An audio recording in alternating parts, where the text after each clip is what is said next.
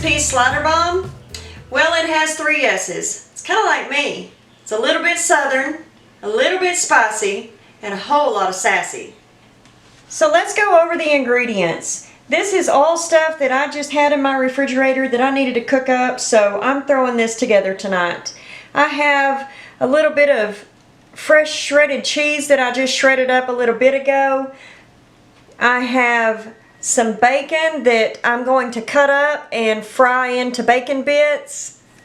I have a couple of jalapenos, and then I have 2 pounds of hamburger meat. This came from the butcher because I like getting my meat from the butcher rather than a big chain store, simply because at the big chain stores they don't have the country of origin, and I kind of like to know where my meat comes from. And then I just have some cream cheese. This is the garden vegetable style cream cheese. It just gives it a little bit extra flavor. You can use regular cream cheese if you want. Let's get started.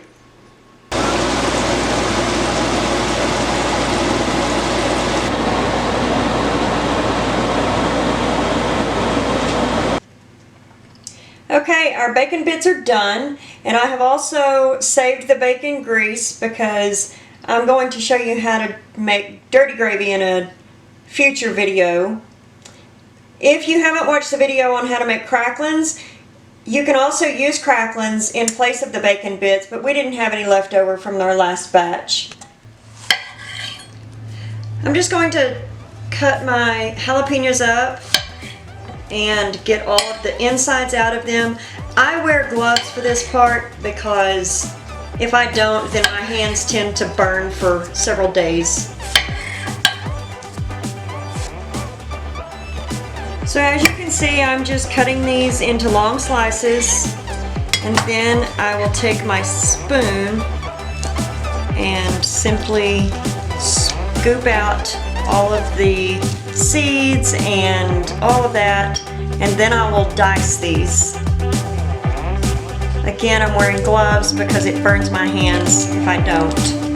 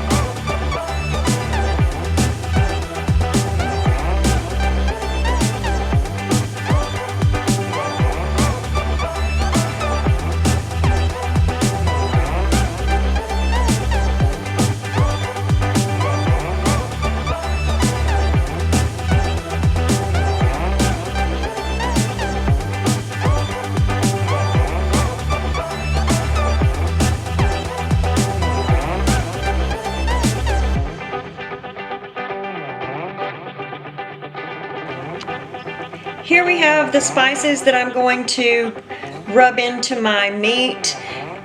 As you can see, it's just a general, this one is called Grub Rub. It's just your regular meat tenderizer with some seasoning in it. And this little Creole seasoning, and then some salt and pepper. So let the fun begin. I've added the pepper, and we'll add a little salt and a little Creole seasoning. If I can get it open. There we go. Not a lot, just to give it a little bit of flavor. And there we go. I'll mix that in just with my hands. Okay, so I'm just going to add in some cream cheese with this shredded cheese. And then mix all of my ingredients together. I'm just going to use this bowl. I'm not using all of everything. That was 3 big spoons. I'm going to go ahead and sprinkle in some bacon bits. And I'm sorry guys, I'm not much of a measurer, but you can kind of guess to see, look and see how much I'm using. These spoons that I'm using are the step above a cereal spoon. but not quite a serving spoon.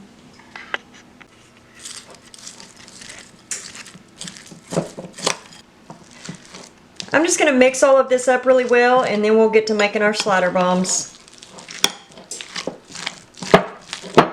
All I am doing is grabbing a small handful of the meat, forming it into a loose ball, and then just pushing it around into the muffin tin to create a little cup.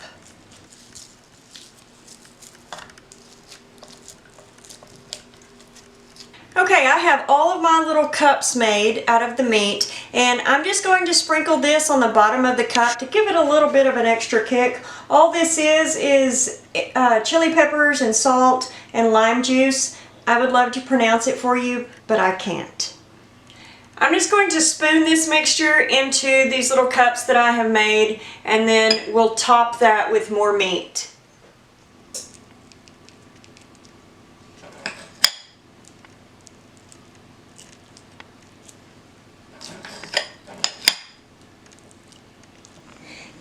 I'm about halfway finished with topping these. As you can see, I'm just making a small patty and then putting it on top and forming it around there.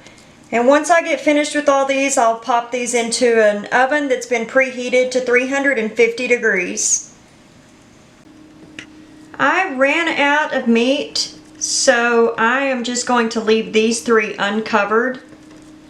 It would be best, I use 2 pounds, so it would be best to use about 2.5 pounds, it looks like. So anyway, I'll pop these into the oven and see you back in a minute.